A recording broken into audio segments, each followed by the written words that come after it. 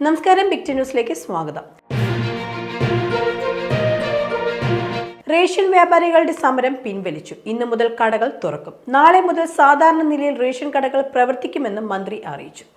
വിവിധ ആവശ്യങ്ങൾ ഉന്നയിച്ച് സംസ്ഥാന വ്യാപകമായ റേഷൻ വ്യാപാരികൾ നടത്തിയ സമരമാണ് പിൻവലിച്ചത്.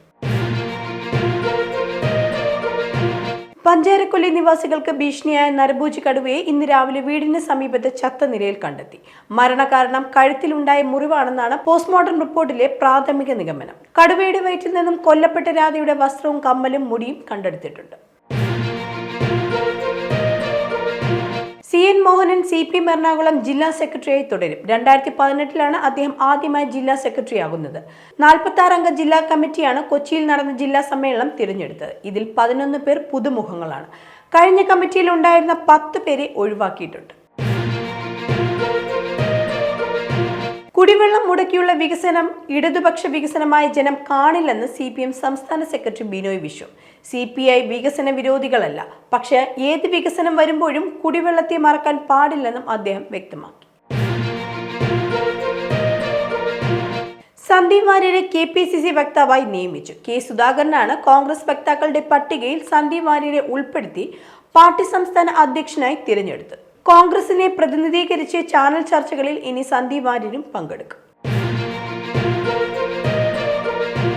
കൊടകര കവർച്ചാ കേസിൽ ED അന്വേഷണം പൂർത്തിയായി. കുറ്റപത്രം 1 മാസത്തിനുള്ളിൽ കോടതിയിൽ സമർപ്പിക്കും.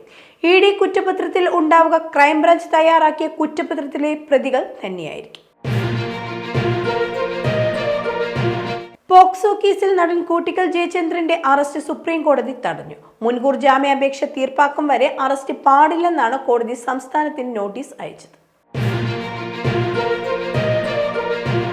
പാലക്കാട് നെന്മാറയിൽ ഇരട്ട കൊലപാതകം. ജാമ്യത്തിലിറങ്ങിയ പ്രതിയാണ് അമ്മയും മകനെയും വെട്ടിക്കൊലപ്പെടുത്തിയത്.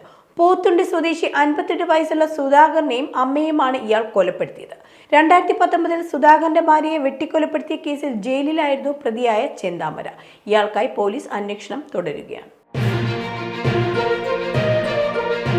വയനാട് വീണ്ടും വന്യമൃഗ ആക്രമണം. റാട്ടക്കൊല്ലിയിൽ യുവാവിനെ പുലിയുടെ ആക്രമണത്തിൽ പരിക്കേറ്റു.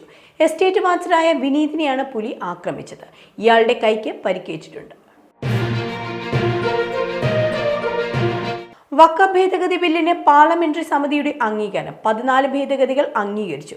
ബില്ലിന്മേൽ കമ്മിറ്റിയിലെ പ്രതിപക്ഷ MPമാർ 44 ഭേദഗതികൾ നിർദ്ദേശിച്ചിരുന്നു.